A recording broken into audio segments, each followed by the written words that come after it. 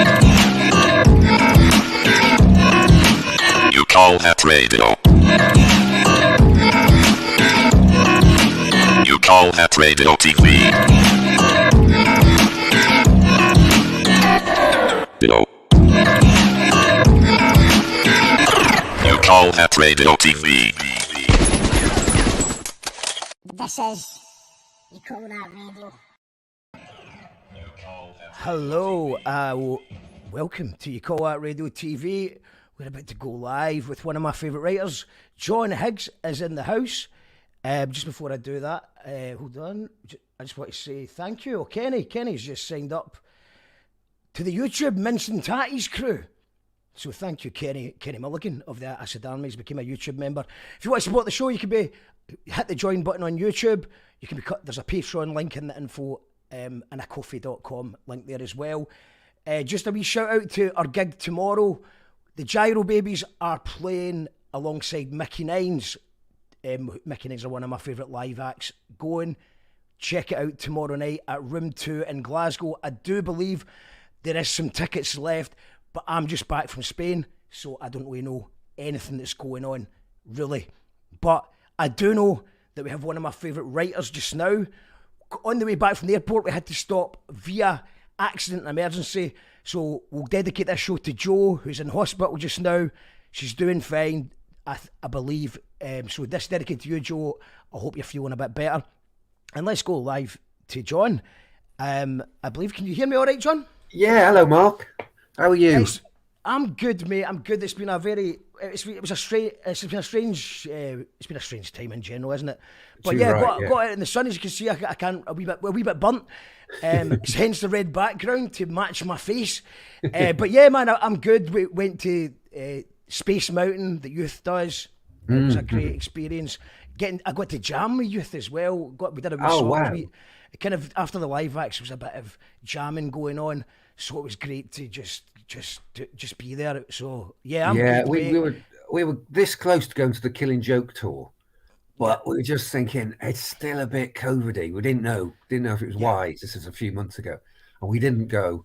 And I just feel, did it? That was wrong choice. I feel I should have gone. Is that wrong? Yeah. Well, it's just so surreal to speak to you because I've just literally been listening to your amazing audiobook, William Blake, while I was in the air trying to stave off anxiety of flying. I'm not terrified of flying, but sometimes it just feels a bit weird. And your book sort of helped me distract me with some amazing stuff. For anyone who doesn't know, John has got a fantastic back catalogue of stuff. I first became aware of you, I think maybe through, obviously being a fan of the KLF. Yeah, I just seen the name of the book, The Band Who Burned £1 Million, and I just went, right, I've got to do that. So yeah, man, that is I was just saying to you before we went live, but just I'll say it to other people. If you haven't heard it or read it yet, I would recommend it highly. And if you're I did it an audiobook version, and it was just an incredible story, and so well told as well. I mean, is there an approach to your audiobooks? You seem naturally quite good at it. Do you think editing. about it at all?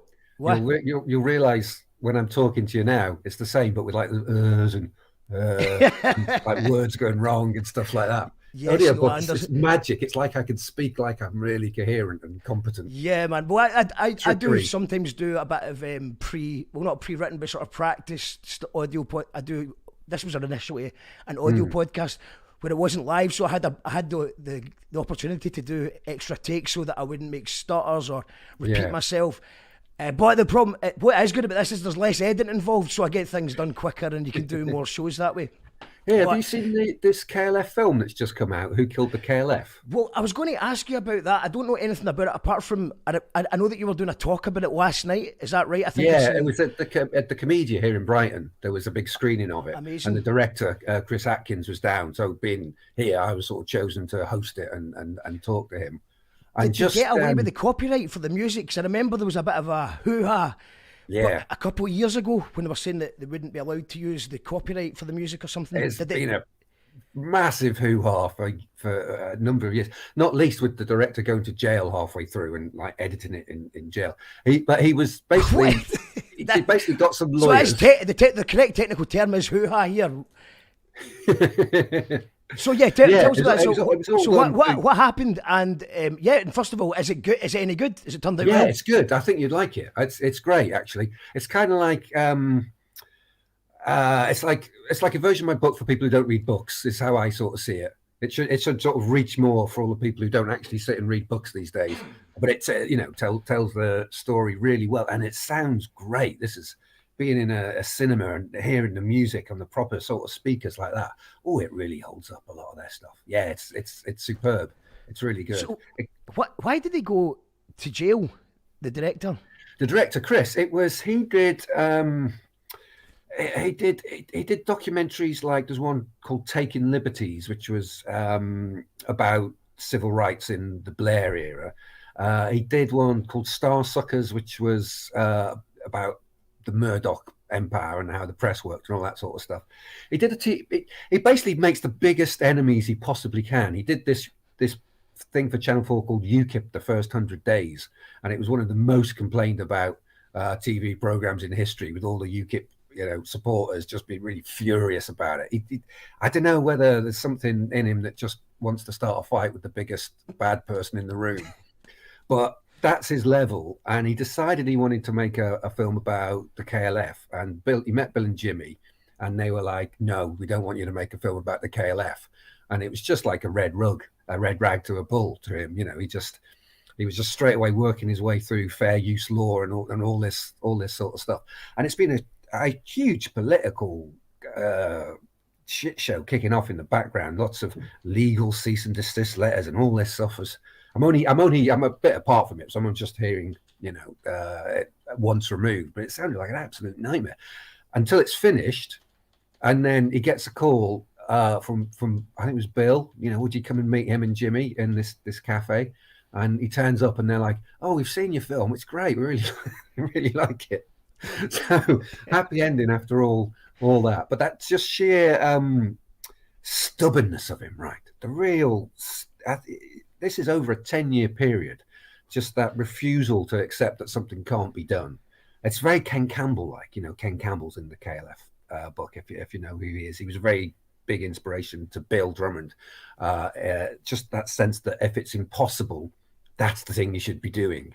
This real sort of magically stubborn belief in just it will. You just 1 foot ahead of each time. You just do it, and you just don't let nothing stop you.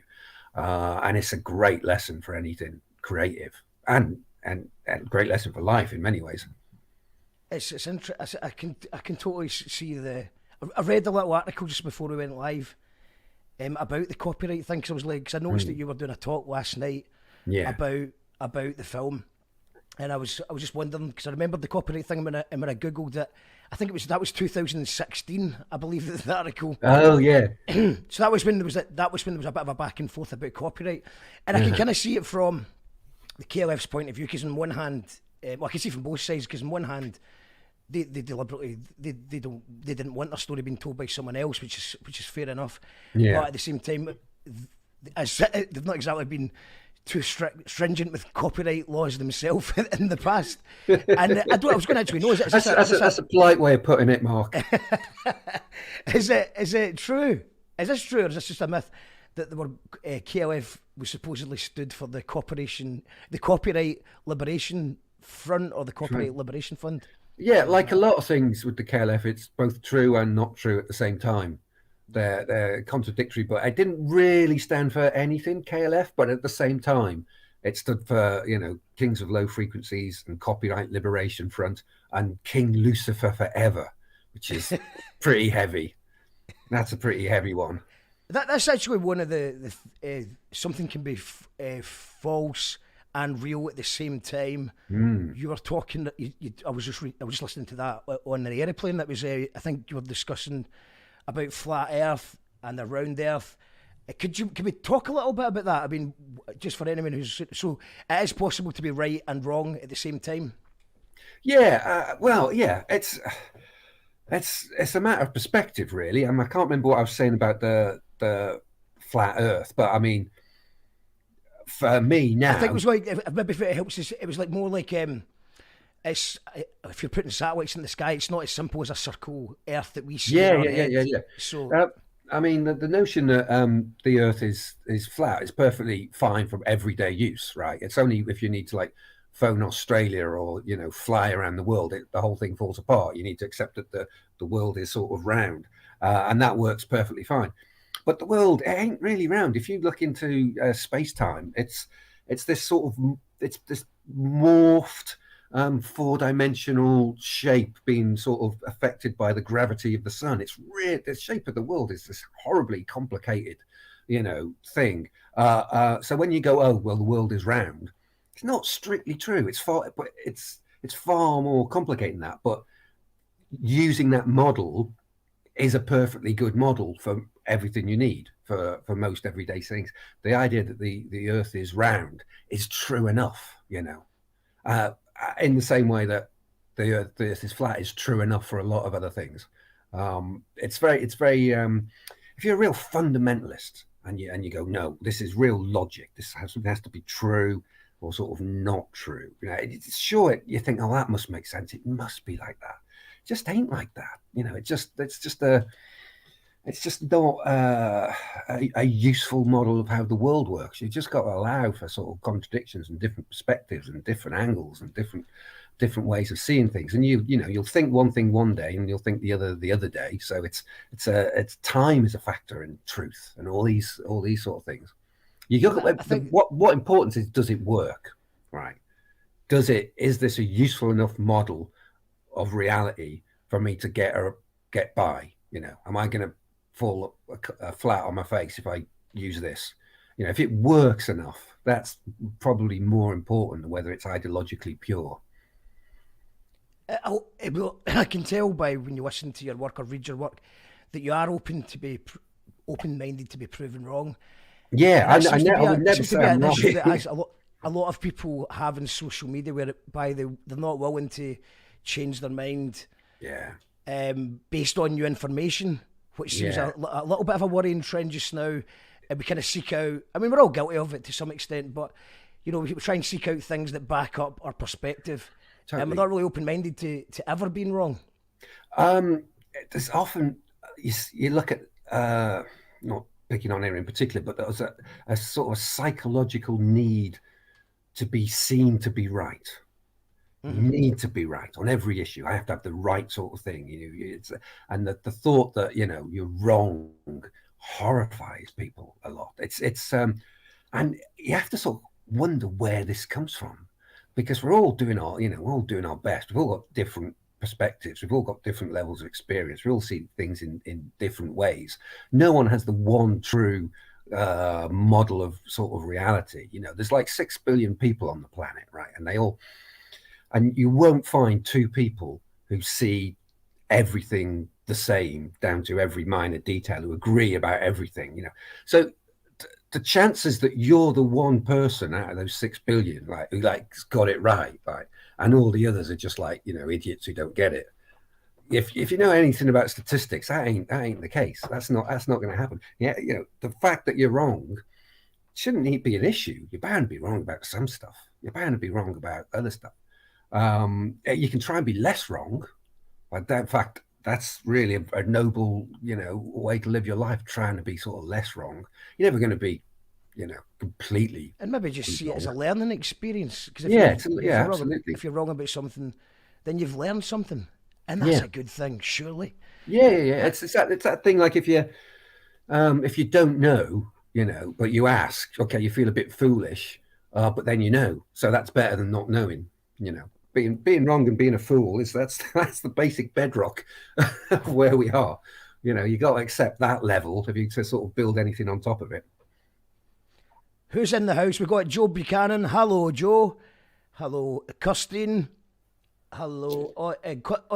Joe says, always wondered what it actually stood for. So basically, we can just make our own up, like keep loving forever. Oh, who's this?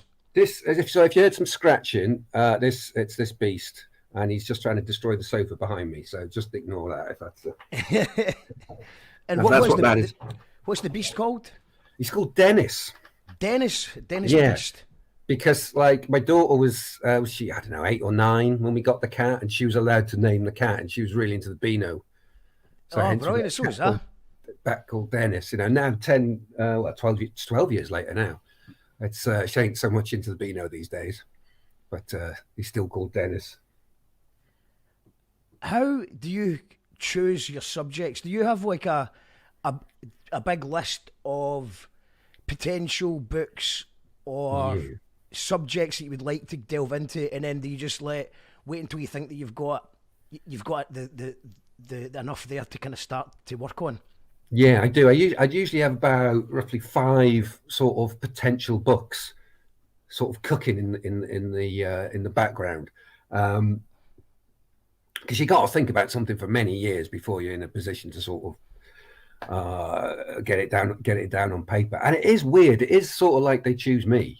It does feel that way. It does. They just sort of turn up, and there's this, and they're quite well behaved when you're working on a book, and that they just sit in the background. But after you finish that book, it's kind of like the lottery where one bubbles up and pops out and goes, "I'm next," and all the others are sitting sort of waiting. The other one sort of pops up like that. It's odd. It's odd experience. It's There's never sort of any sense of, I wonder what I should write about. It's just like, I've got to get all this down so I can get the rest So of would it. you say it was 5 years of thinking before you started on KLF, or are you writing notes? Yeah. You kind of, I mean, because obviously, I mean, for people who maybe aren't aware of the KLF, maybe you should go and read the book straight away, go and order it. You wouldn't regret it. But for I was just a bit young with the first time round to sort of take it all in. And obviously, I know that they deleted their back catalogue, which made it a little bit harder to right delve enough. into their back catalogue. I know that they burned £1 million. I was aware of that. And I remember the Brit Awards. I will have to remember the Brit Awards where they sort of... It was the Brits when they came on stage with like fake replica machine guns and sort of sprayed the audience. And so And there's obviously extreme noise there's terror. all these big sort of moments in their history. But was there anything... What's the most interesting thing you learned about the KLF while you were researching the book? Oh, that's a good question. That one was a bit different in that it was one of the first things that I wrote. It was at that point I'd basically turned 40, and I'd sort of, using your midlife crisis to advantage, I decided I would try and make a living writing books. And I heartily recommend using your midlife crisis in that sort of way. That works out quite well. The KLF was sort of something I've been thinking on about ever since they burnt the money. It was in the newspaper. I think it was the Observer or something. There was a big article about it when it sort of happened, and I remember reading this, and just it was like some cog was shifting in the background, and I cut it out and I kept it. And I've never done that before. I'd never kept an article or anything like that. I just thought, I'm going to need this, and cut it out. And it just, when things are sort of rational and make sense, they're easy to move past. You can, you hear about, I don't know, World War II or whatever, and you go, okay, I get what that is. When it doesn't, when it just sort of sticks in your craw and you can't process it, I couldn't get it. I couldn't let it go, and it was odd because it seemed that everyone else could. People seemed to move on quite quickly and stop talking about it. But it was always there, sort of bugging me. What was this? Because it was a sign that if something happens that your model of reality cannot process, there's a clue that there's a flaw in your model of reality. Your model's not good enough. You need a better model. You need to learn something here. This is the indicator that you're onto something. So yeah, I think I've been thinking about that for like 17 years by the time I had the sort of self-belief to sort of sit down and start writing, and it just poured out over a few months. Over about 3 months, it just came really, really quickly because all the the proper work had been done by that stage. Yeah, I don't know if that's answered your question at all. It's not. No, it's a great answer, man. Great answer. Did you have any issues like the like with the band? Were the band Did you contact the band early on, or No, I did they make of intended it? to. When I started, I thought, well, I'll just do a bit more research, then I'll get in touch with them and say I'm doing this and all this sort of stuff. But the more I got into it, the more the spirit of the thing seemed to be to not do that, because you're trying to capture them. You're trying to capture the spirit of the thing. And the spirit of the thing was not to go and ask nicely, the way that they didn't ask if they could take huge chunks of the Beatles or ABBA or anything like that. They just sort of went ahead and did it. It just felt important just to go ahead and write it and do it. And it was at the time when like Kindles had just started and you could just self-publish on Amazon, which is what it started out as. There was just a way, there was no gatekeepers to sort of try and shape it into like a proper music book that you'd expect that they would want. There was nothing stopping me from just sitting and writing it out and putting it out into the world, which I did, and it just sort of took off. It's still taking off. It's still sort of going. Nearly 10 years later, it's still. I'm still hearing about it pretty much, every week. It's it's quite a thing. So I never contacted them. I just put it out, and then after about a month, I got an email from Bill's manager, sort of saying, oh, "Bill has seen your book on the. Bill very much likes your book on the KLF." Great. And so I went and met Callie, which is Bill's sort of manager, which is really interesting. But I've sort of kept my distance from them. Generally, I wouldn't advise doing that. It's people's lives, to sort of take them and turn them into a narrative and stuff that is a little odd. It's a little bit odd.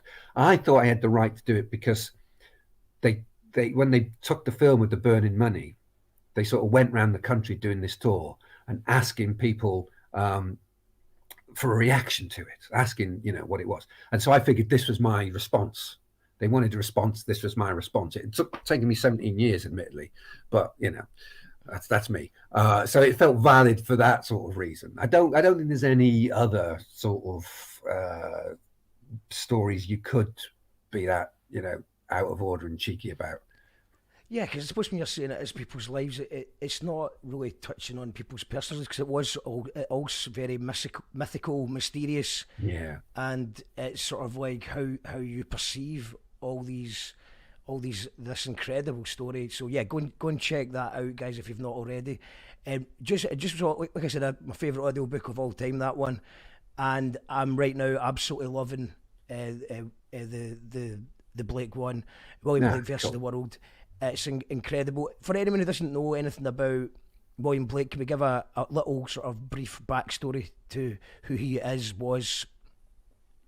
Yeah, William Blake was this 18th century visionary. That's the word. He was a visionary. He was an artist. He was a painter. He was a mystic. He saw visions which he captured and he put into his work.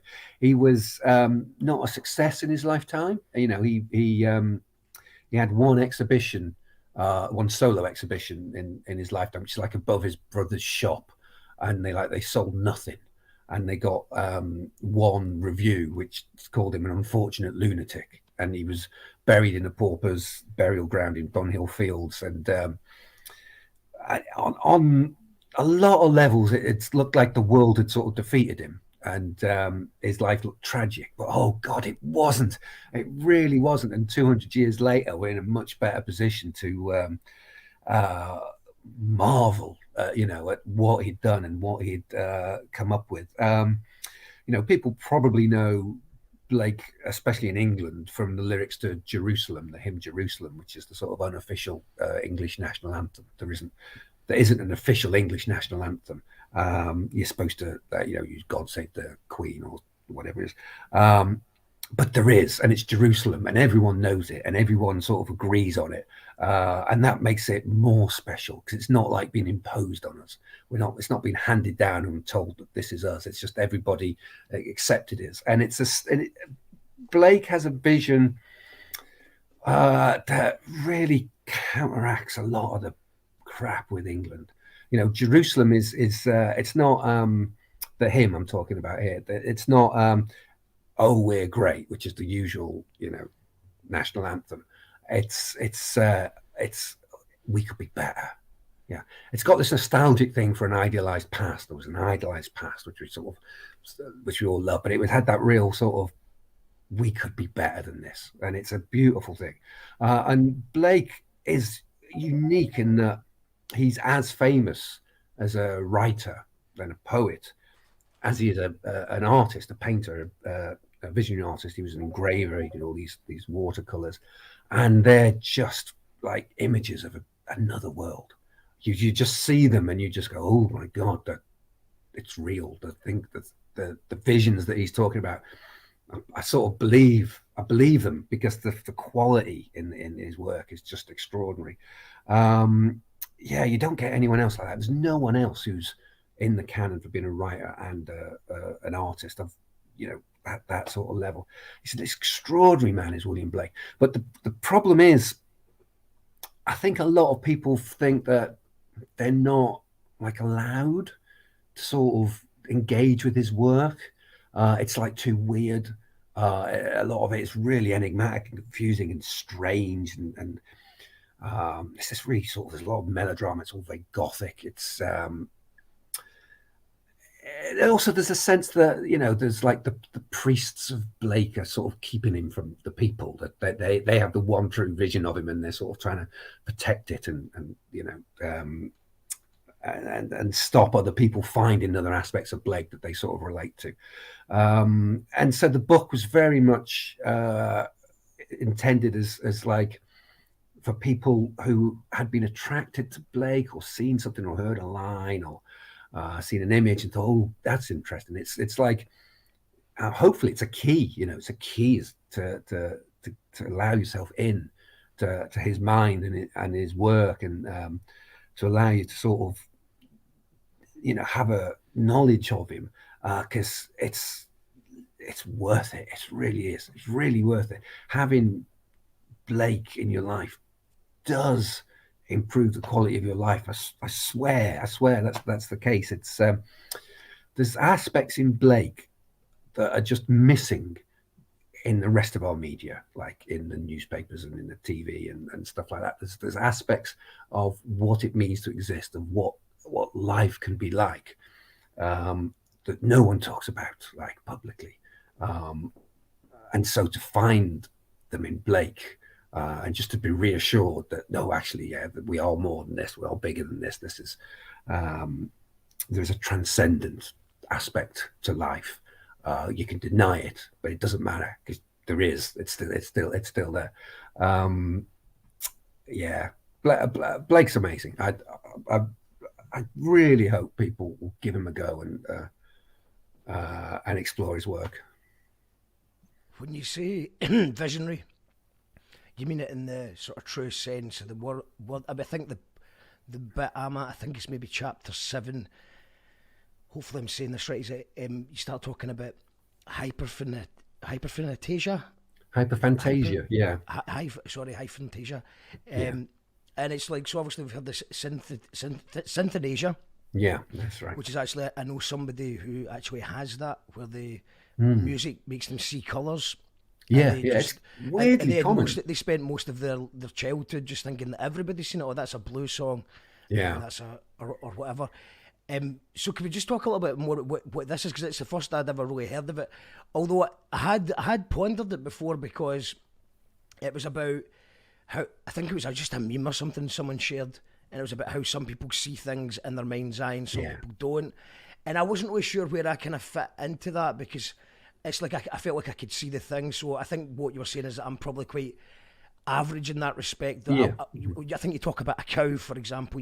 If you ask someone to picture a cow, you can see the cow, or your kitchen, you can see your kitchen.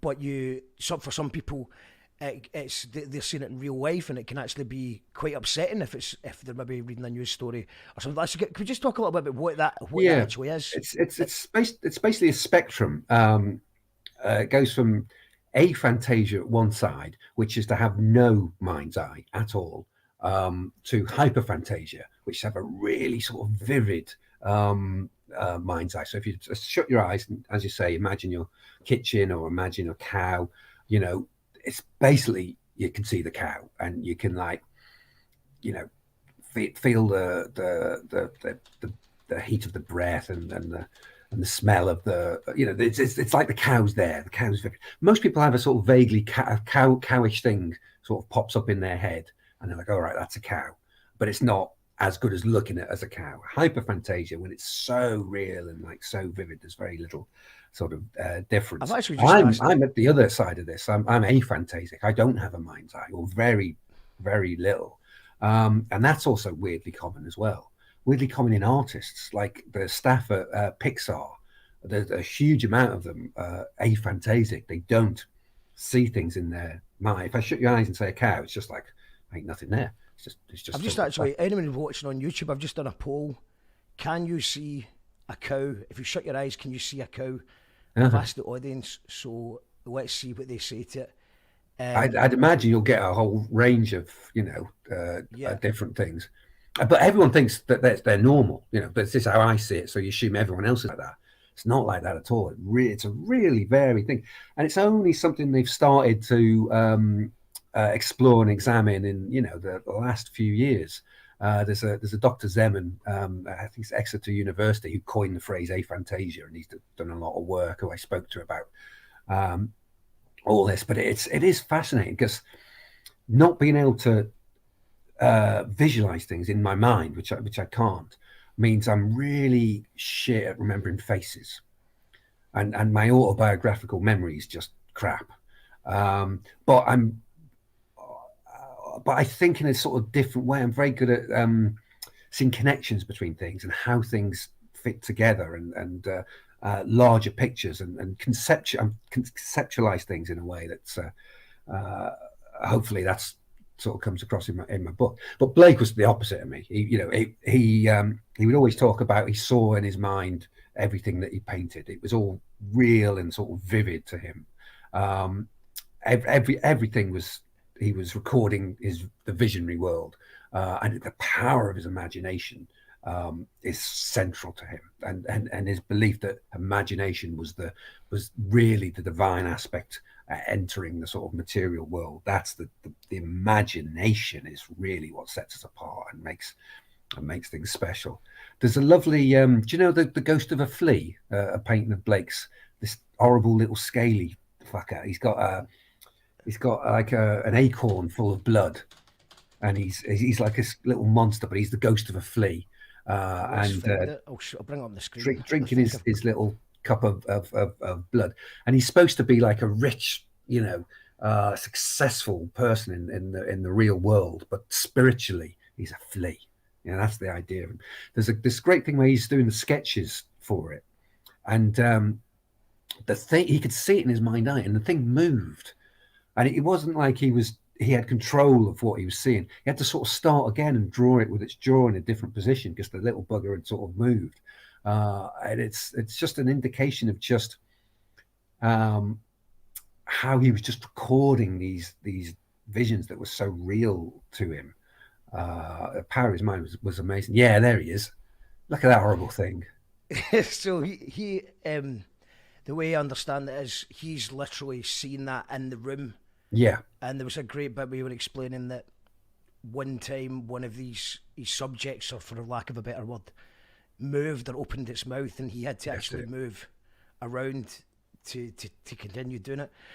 So going back to yourself as well, though. So would you say, because you hear a lot of people saying, "Oh, I'm terrible with names, but I'm good with a face." So would you remember the name but not the face? I'm pretty crap with names as well. It's not good. It's not good. And the amount of times I've met someone and met them again, and because like I don't know, I went for a drink with he's now a mate of mine, a guy called Andy Stark. He does a film producer. He did the Delia Derbyshire documentary, and he does stuff like A Field in England with Ben Wheatley. He does all this great sort of stuff. But I met him in a pub, and then I arranged to meet him in another thing, and I didn't realise that he was really tall because he'd been sitting down. So I'm standing next to him thinking, I wonder where he's gone, failing to recognise a man I just spent, a night in the pub with the other night. It's just very embarrassing. And you come across as a rude bugger, but it's not the way my mind works. I just have a concept of people, and I don't immediately picture in my head who they are. It's odd. I'm quite good with faces, but Mm. I suppose the problem that happens is, I think there's a really good study on this, is that we're only designed to know 130 faces or something. Uh-huh. Going back to instinctual tribes or whatever. So you needed to know your tribe and maybe who the enemy tribe was or your neighbouring tribe. But there wasn't really Yeah. any need for all it. And now with social media and stuff, we're watching all these celebrities on television or musicians. And if you're in the music scene, you don't even need to be in a band like I am, but you are just meeting so many people. And sometimes you only meet someone for a split second after you've came off stage. And you'll Aye, maybe right, remember no. that while you've got an adrenaline rush, and maybe just have a Yeah, short chat with someone, and you might not always absolutely. remember. So I always just assume that I've met everyone, less likely to offend anyone that way. And once or twice a year you'll get someone who'll say, "No, you've not met me before." But I always think that's quite rude as well. And I think that kind of filters them out, because if someone says, "Oh, I think we've met before," come on, the polite thing to do is go, "Maybe we have," but that must maybe that's someone who's in the other extreme though, because maybe they're so sure about everyone they've met. They're like, "No, we've never met." Yeah. I would yeah. remember that. I certainly don't have that level of confidence. I think I'm Yeah, definitely absolutely. somewhere in the... Well, I mean, our memories ain't good. The human memory, that a lot of what we remember happened in our past didn't really happen in our past. We sort of it's something we recreate. We sort of turn into a story. And there's a lot of experiments where they'd show someone a photo of them as a child at Disneyland, but with like Donald Duck, and go, "Oh, do you remember this when you met Donald Duck?" And go, "Oh yeah, it was brilliant. I loved it. We met sort of Donald Duck. I was so excited. It was a bit scary, but And they go, "Oh, you didn't meet Donald Duck at he wouldn't have been at Disneyland. He's no, Bugs Bunny they used. That's Oh that's yeah, what sorry, no, it wasn't a Disney character, so there was Yeah, no because if way you were it at Disney, happened. yeah, And people someone that's different at genuinely, Disney, because what if they were at Disneyland and they maybe did, and you're just yeah, telling them, "No, that never happened." it could That your never, favourite it could never, childhood activity never actually happened.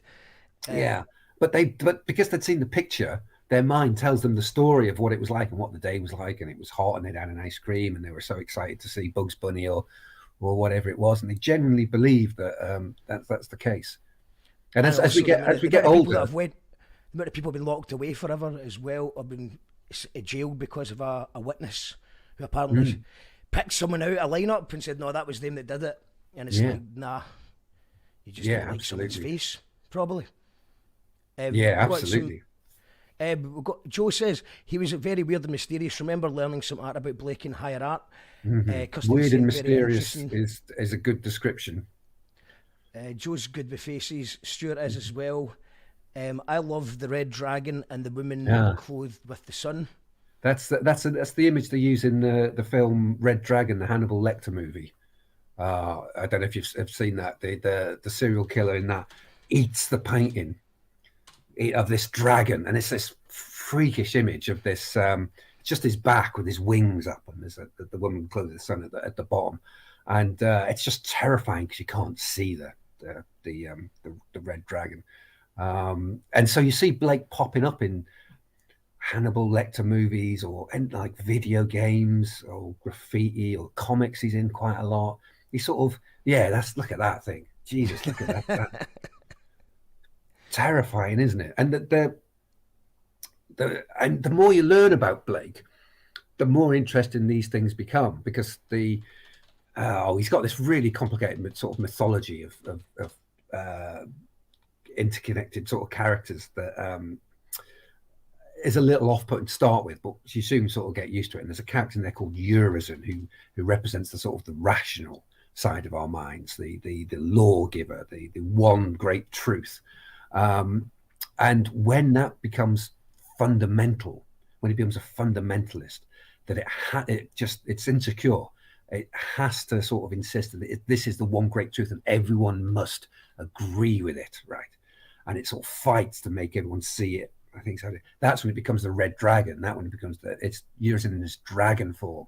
So that image represents fundamentalism. Is this the woman who clothed with the sun?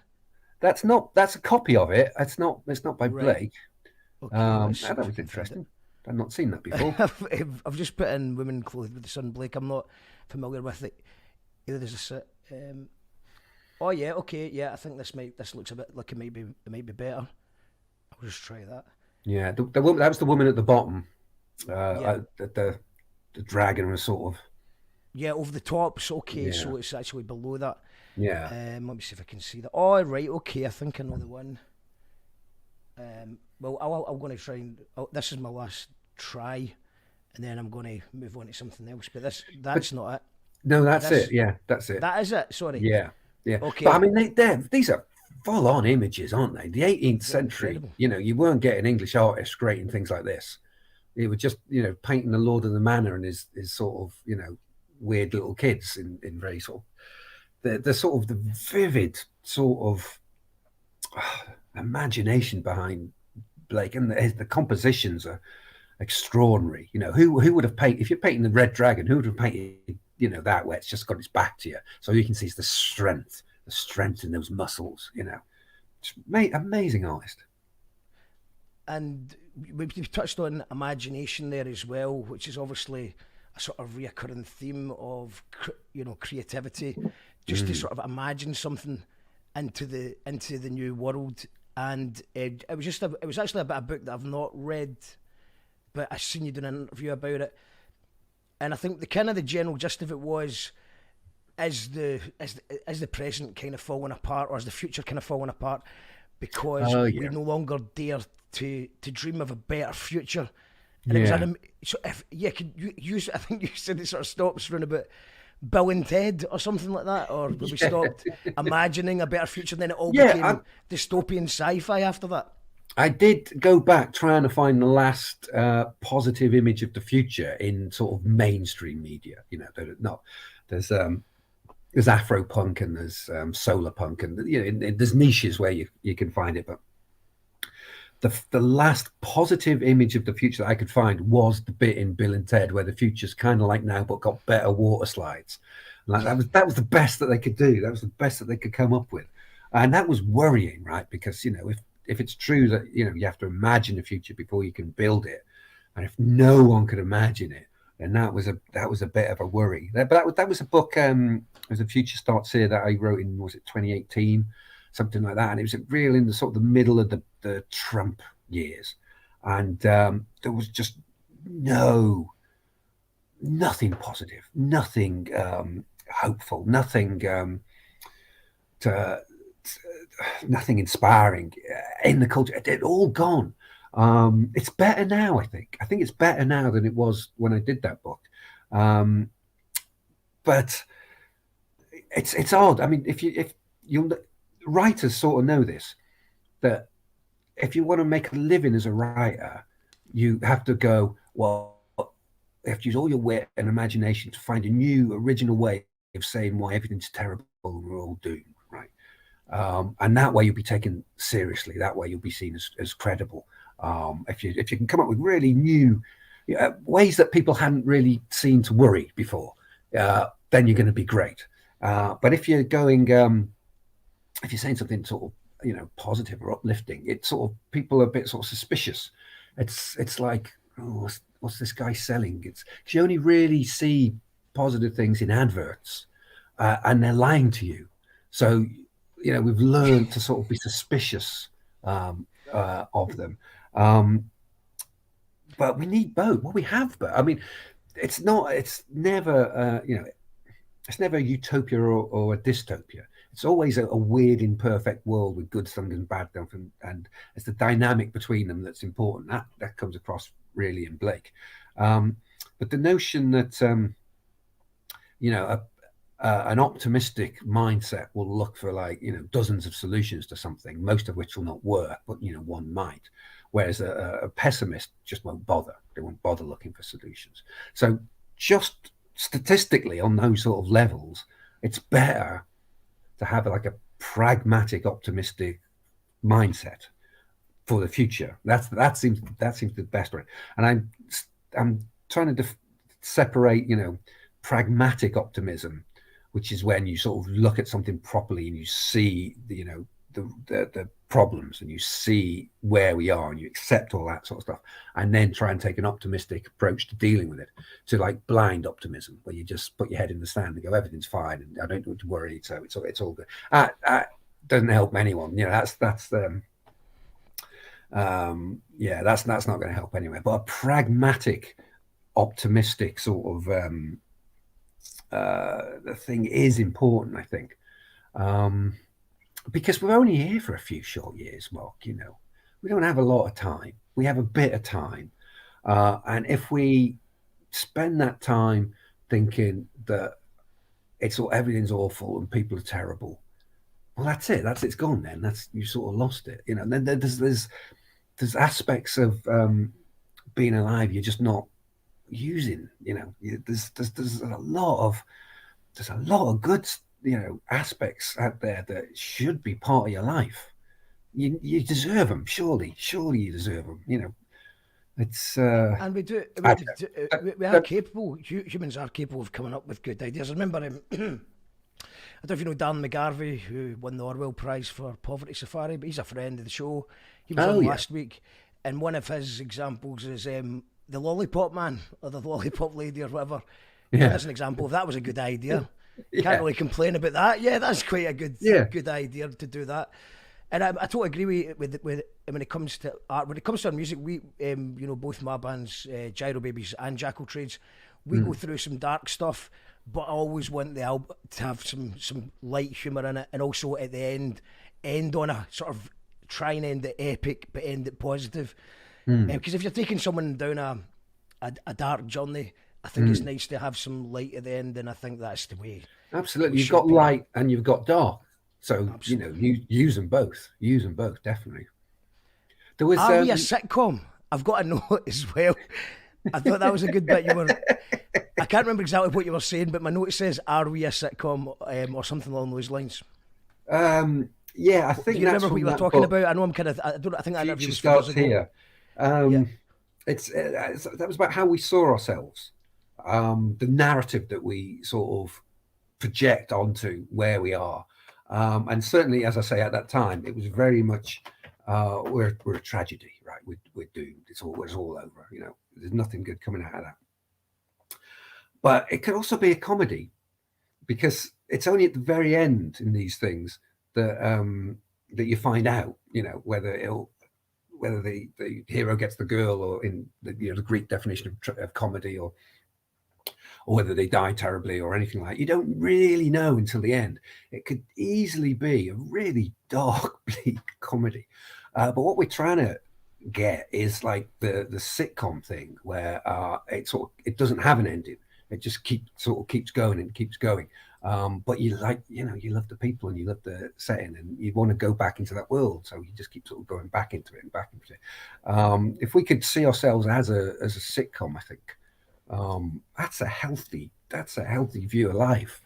That's much better than the really nihilistic tragedies that, you know, the newspapers telling you, or you know, angry people and social media are telling you, or whatever. Yeah, because if you don't laugh, you'd cry mentality. And I'm not always good at it, but sometimes you just have such a bad day where everything's just, you know, everything, you know, you can just feel everything. It's having a bad day. The bus just goes away. Yeah. I'm talking about, obviously not a pure serious tragedy, family bereavement, anything like that, but just, you know, those days where everything is just going wrong, something's not worked, and you've got to just laugh at it. I'm sold on pragmatic optimism, says Kirstine. Stuart is saying, I think he's blaming aliens for Blake's inspirations. Is he now? Okay. Is that been? Was that ever brought up? Because obviously I would imagine it because of the quality of the art and the fact that he's drawn images. Obviously, you ask him anyway. I mean, I'm terrible at drawing, but if you asked me to draw a dragon, I could probably do it.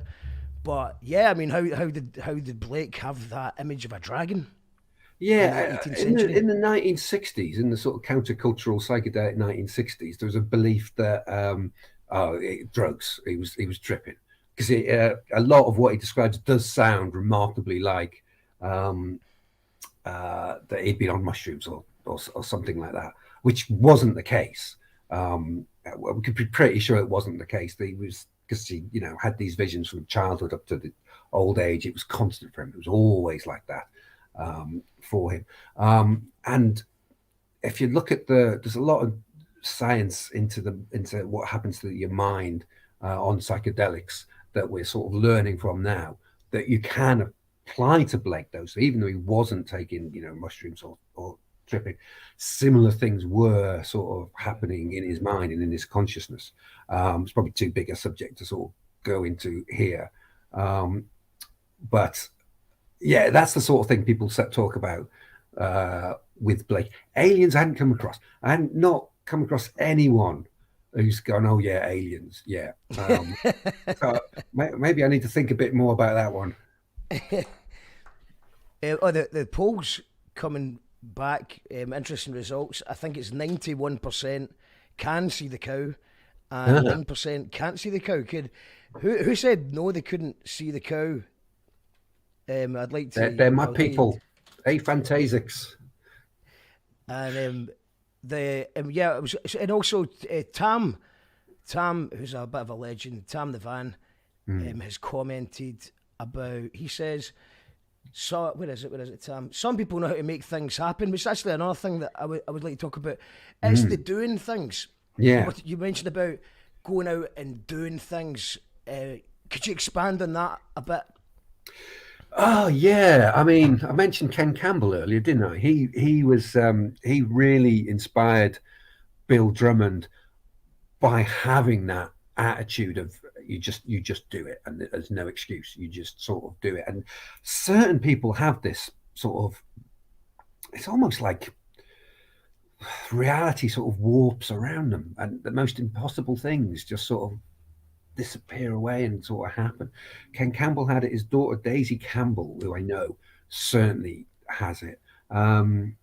Chris Atkins, who did the KLF documentary. The reason I thought, oh, it's going to be him who makes I knew someone was going to make a film of it. The reason I knew it was going to be him was because he had that exact quality about him, and it is kind of rare, and in theory learnable. It's a muscle that you sort of exercise, that sort of refusal to be put off, and it's a straight.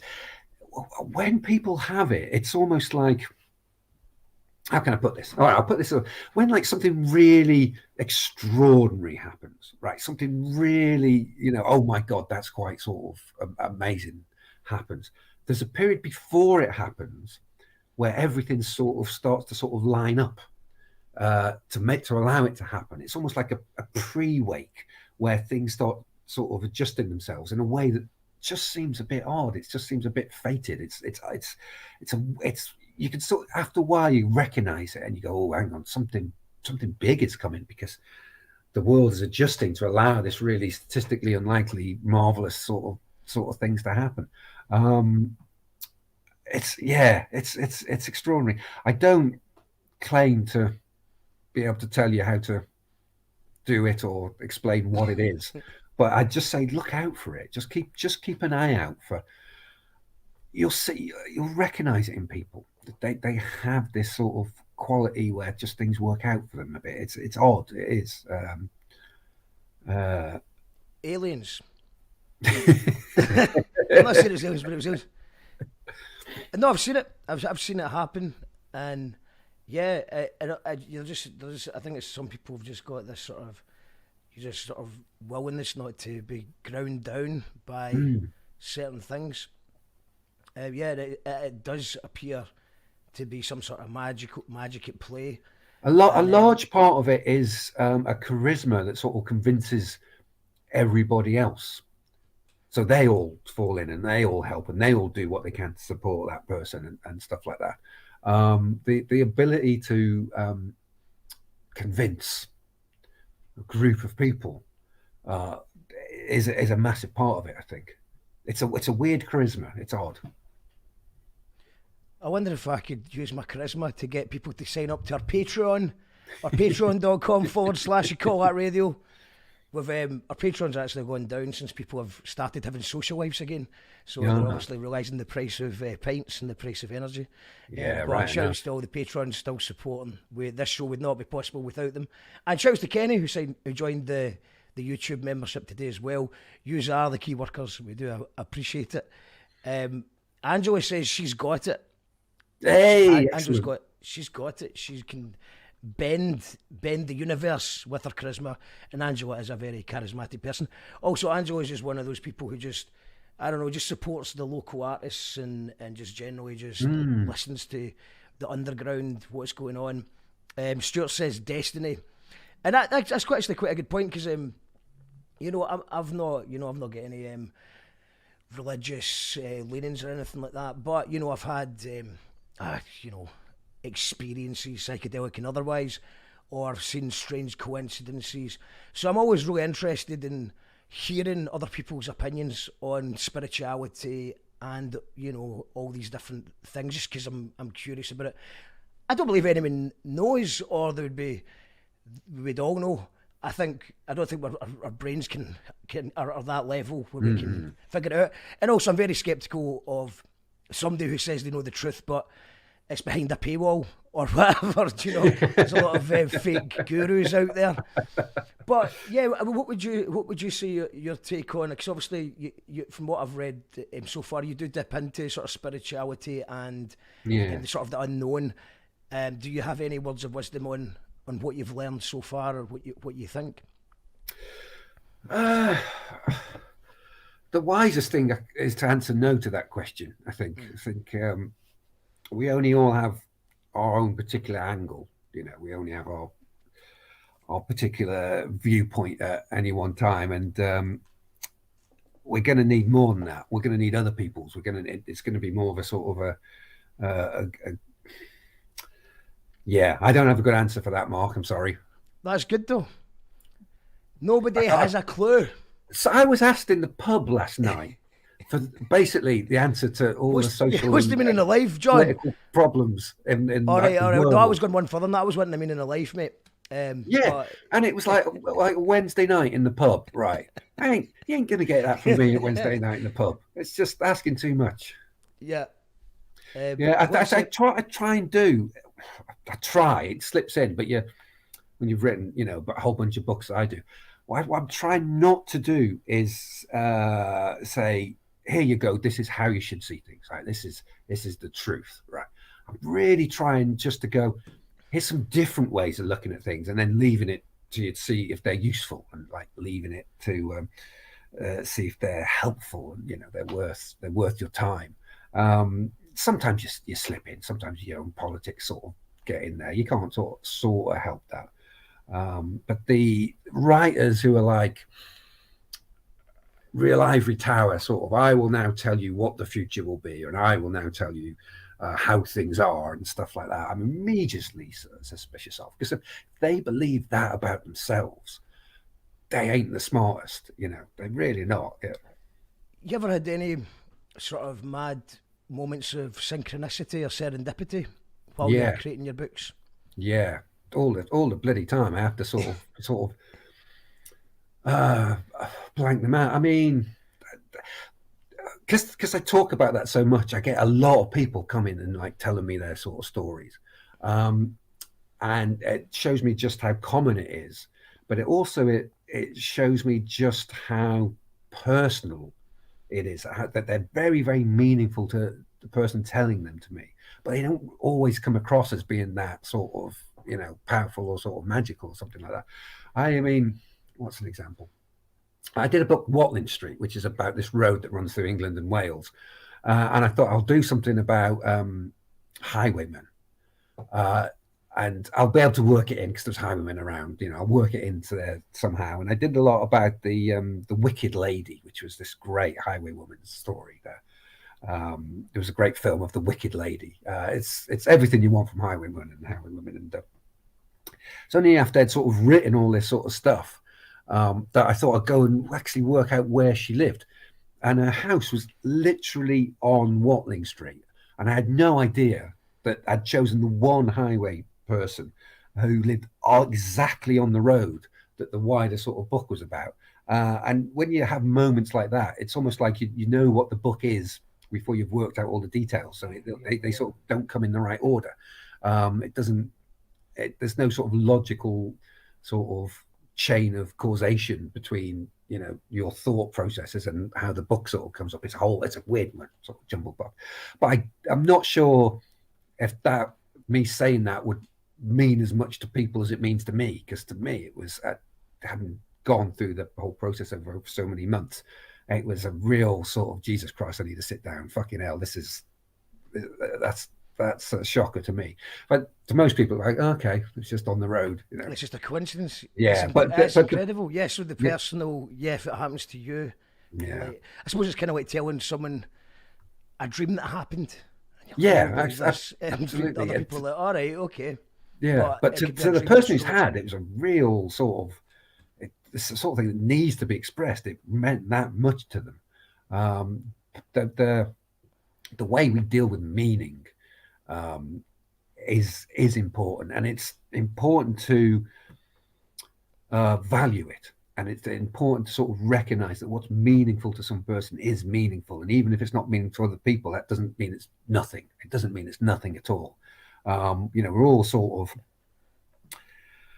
we all deserve like sort of meaning and purpose in our life, right?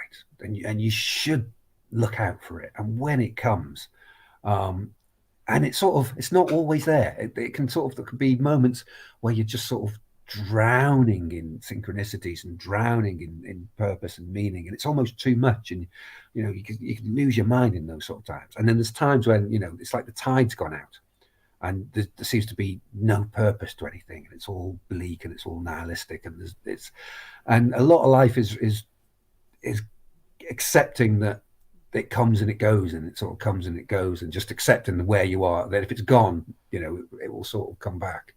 Yeah, absolutely brilliant way of putting it. It happens the same with creativity. It happens the same with happiness. It's just it all comes in waves. Yeah, and just because it's gone doesn't mean it no longer exists. And being able to recognise those patterns and those things when it does happen, because I think it's. I heard a good someone putting it a better way, but I'd always kind of called it the funny bone theory. I didn't invent it. I don't know if it was it may have actually been in your book, or maybe something else I was listening to recently. But I don't think it was me. It's like like if you hurt your elbow off a door, that's all you want is that to get better, and you could have been sad beforehand, and then once your elbow's sore, you want it to be fixed, and then you'll be happy. You're like, if my elbow was just not in pain, then everything would be fine. Joe says mine's work differently right now. Stuart says go with the moon. Well, I seen the blood moon eclipse in Spain on Monday. Oh, lovely. So that was great. Talking about dreams, I've dreams most nights since the start of lockdown. So many. Do you?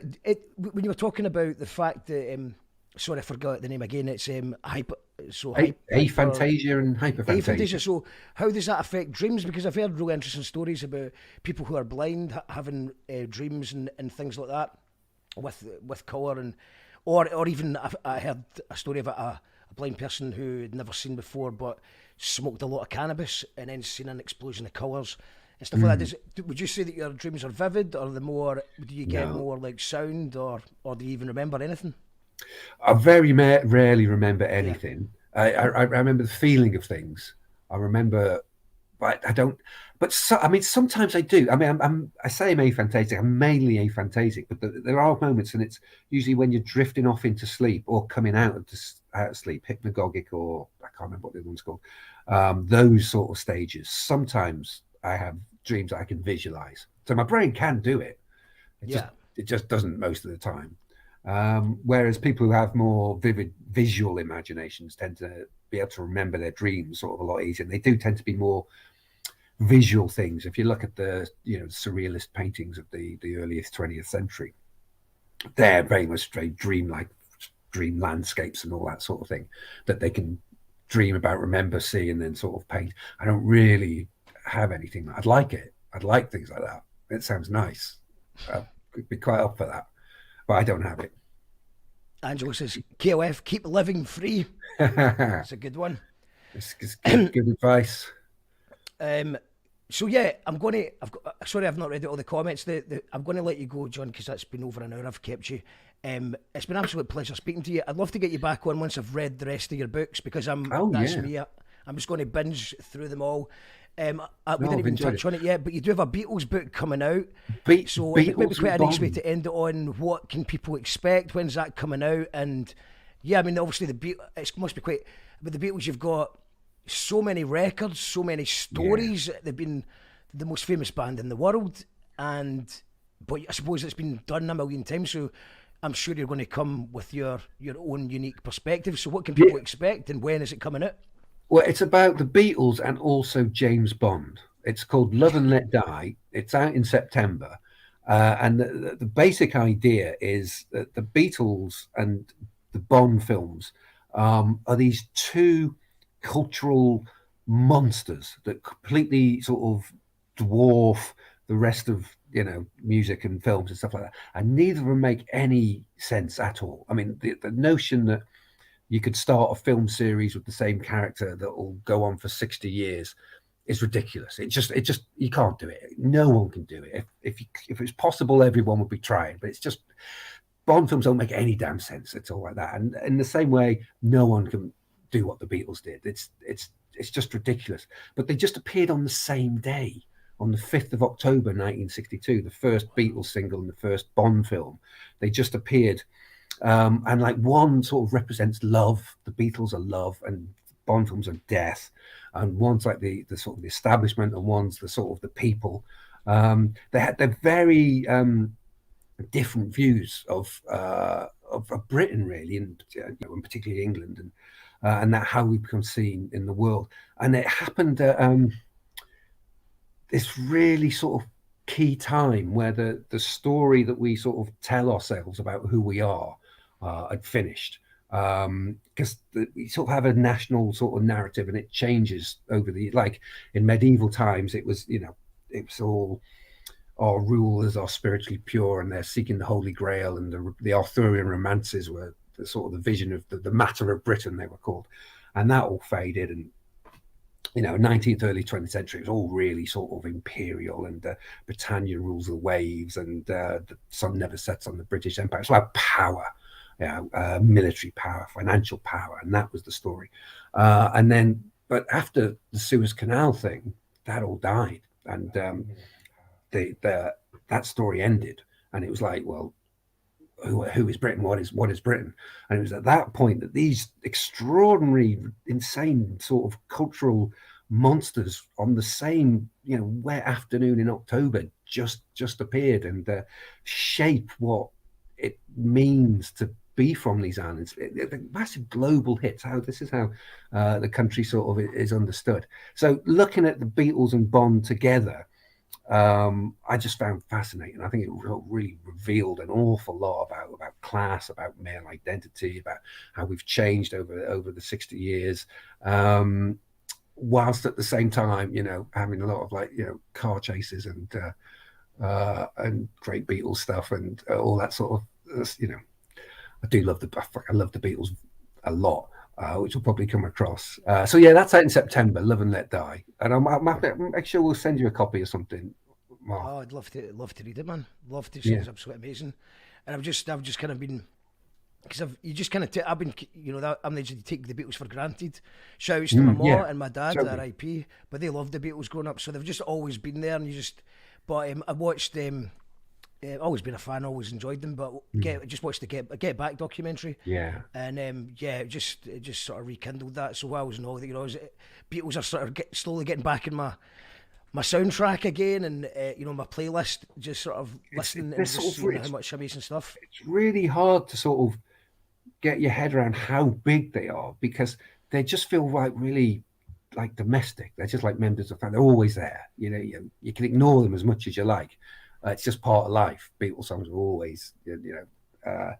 And no one will ever be bigger again with the internet. Absolutely. Everything's in its own little niches now. So, you will get global sensations, but not like that. Not like that ever again. Absolutely, yeah. So as I say, that book's coming out in September. So if you want to get me back to talk about it, I won't shut up. It would be absolutely brilliant, man. And I want to check out the rest of your books as well. So for anyone who's been interested, johnhiggs.com is the best place for everything. If you're on Insta, it's John.Higgs, John Higgs author, all one word on Facebook, and just John Higgs on Twitter. It's been an absolute pleasure, mate. Good luck in the rollout in September. And yeah, I'll speak to you in September. All the best, mate. Thank you. Thanks, Mark. Great to talk to you, man. Okay, take care, pal. Catch you. That was the brilliant John Higgs. Like I said, the KLF book is probably one of my favourite things. I didn't read it. It was an audio book. I was listening to it while I was travelling a bit. But it's the best audio book I've ever heard.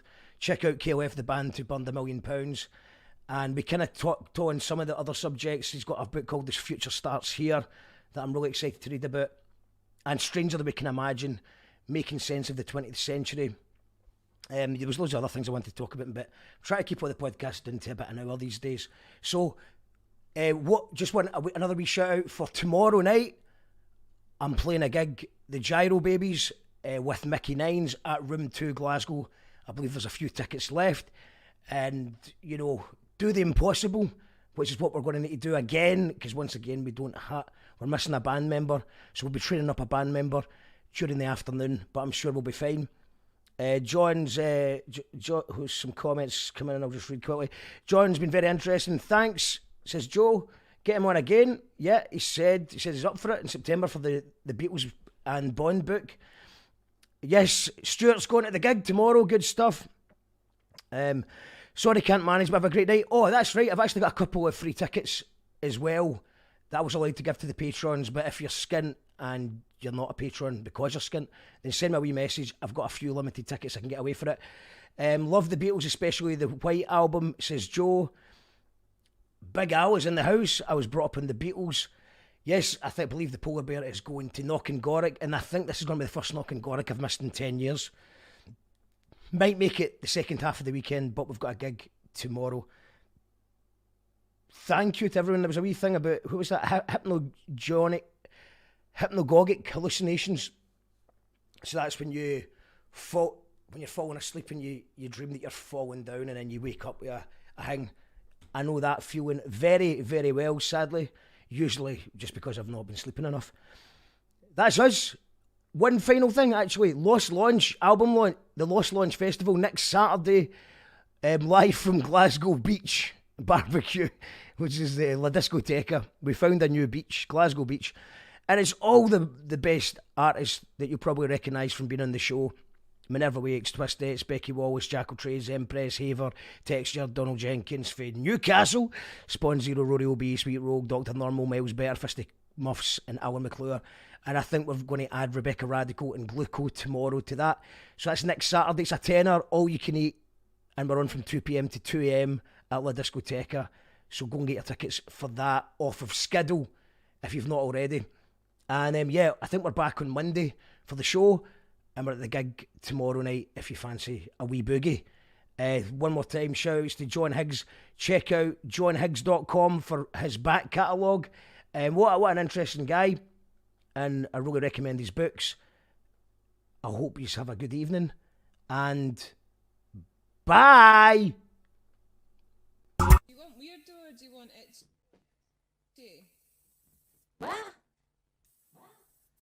If you don't